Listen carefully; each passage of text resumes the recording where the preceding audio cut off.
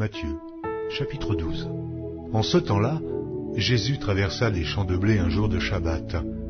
Ses disciples, qui avaient faim, se mirent à arracher des épis et à manger.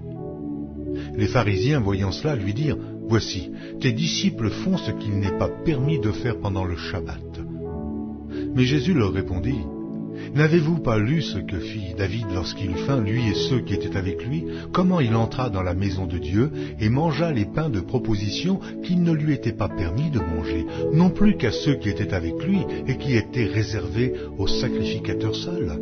Ou n'avez-vous pas lu dans la loi que les jours de Shabbat, les sacrificateurs violent le Shabbat dans le temple sans se rendre coupables? Or, je vous le dis, il y a ici quelque chose de plus grand que le temple.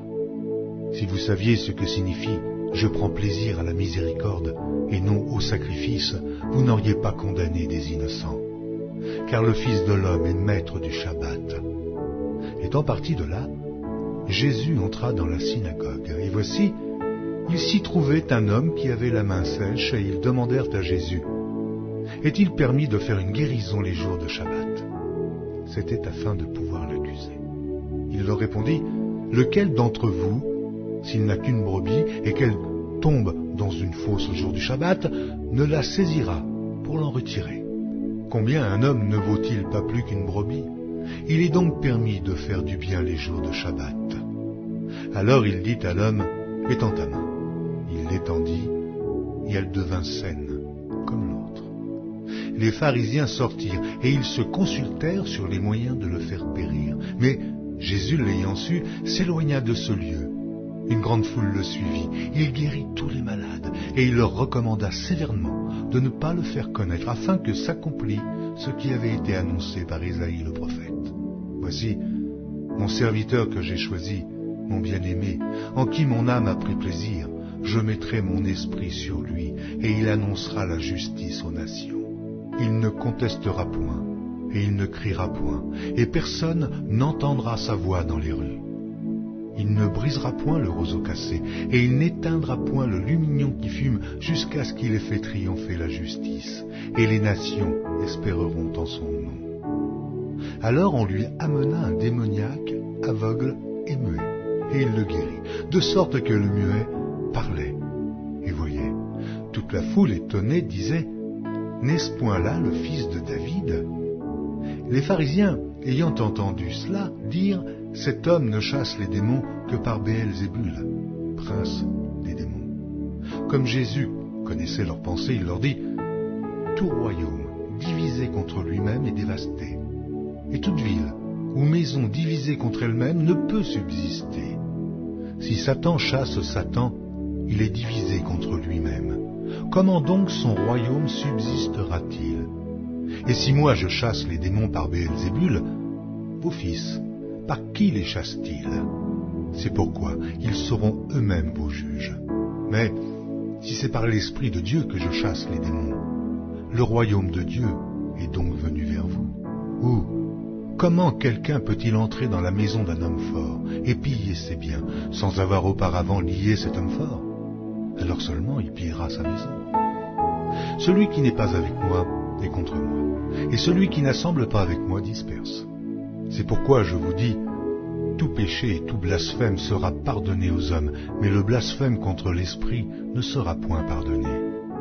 Quiconque parlera contre le Fils de l'homme, il lui sera pardonné. Mais quiconque parlera contre le Saint-Esprit, il ne lui sera pardonné ni dans ce siècle, ni dans le siècle à venir. Ou dites que l'arbre est bon, et que son fruit est bon. Ou dites que l'arbre est mauvais, et que son fruit est mauvais. Car on connaît l'arbre par le fruit. Race de vipères, comment pourriez-vous dire de bonnes choses méchants comme vous l'êtes? Car c'est de l'abondance du cœur que la bouche parle.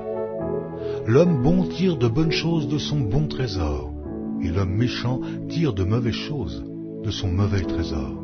Je vous le dis, au jour du jugement, les hommes rendront compte de toute parole vaine qu'ils auront proférée. Car par tes paroles tu seras justifié, et par tes paroles tu seras condamné. Alors quelques-uns des scribes et des pharisiens prirent la parole et dirent, « Maître, nous voudrions te voir faire un miracle. » Il leur répondit, « une génération méchante et adultère demande un miracle, il ne lui sera donné d'autre miracle que celui du prophète Jonas. Car, de même que Jonas fut 3 jours et 3 nuits dans le ventre d'un grand poisson, de même, le Fils de l'homme sera 3 jours et 3 nuits dans le sein de la terre. Les hommes de Ninive se lèveront au jour du jugement avec cette génération et la condamneront, parce qu'ils se repentirent à la prédication de Jonas. Et voici, il y a ici plus que Jonas. La reine du Midi se lèvera au jour du jugement avec cette génération et la condamnera, parce qu'elle vint des extrémités de la terre pour entendre la sagesse de Salomon. Et voici, il y a ici plus que Salomon. Lorsque l'esprit impur est sorti d'un homme, il va dans des lieux arides, cherchant du repos, il n'en trouve point. Alors il dit, je retournerai dans ma maison, d'où je suis sorti. Quand il arrive, il la trouve vide, balayée, et en est. Il s'en va, et il prend avec lui 7 autres esprits plus méchants que lui. Il entre dans la maison, s'y établissent. Et la dernière condition de cet homme est pire que la première. Il en sera de même pour cette génération méchante. Comme Jésus s'adressait encore à la foule, voici sa mère et ses frères, qui étaient dehors, cherchèrent à lui parler. Quelqu'un lui dit, voici ta mère et tes frères sont dehors, et ils cherchent à te parler.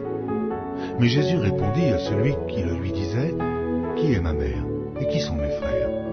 Lui, étendant la main sur ses disciples, il dit, voici ma mère et mes frères.